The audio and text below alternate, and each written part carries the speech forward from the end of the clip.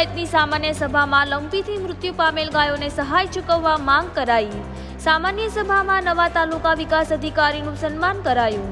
પાલનપુર તાલુકા પંચાયતની સામાન્ય સભામાં તાલુકા પંચાયતના પ્રમુખ રાજેશભાઈ ઠાકોર, પાલનપુર ધારાસભ્ય મહેશ પટેલ અને પાલનપુર તાલુકા પંચાયતના નવા નિમાયેલ તાલુકા વિકાસ અધિકારી આર.એન. પટેલની આગેવાની હેઠળ સામાન્ય સભાનું આયોજન કરવામાં આવ્યું હતું, જેમાં પ્રમુખ રાજેશ ઠાકોરના સ્થાનેથી સંમતિ ઠરાવ કરી બનાસકાંઠા જિલ્લામાં લંપી વાયરસના કહેરને કારણે પશુધન પર જે આફત આવી છે અને આ આફતને કારણે હજારો પશુઓ મોતને ભેટ્યા છે અને જેના કારણે પશુપાલન પર નિર્ભર પશુપાલકોની હાલત કફોડી બની છે।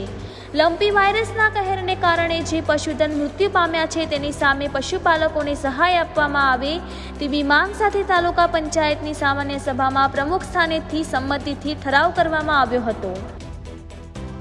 ત્યારે આ પ્રસંગમાં નવા તાલુકા વિકાસ અધિકારી આર.એન. પટેલનું તાલુકા પ્રમુખ રાજેશ ઠાકોર દ્વારા સન્માન કરવામાં આવ્યું હતું।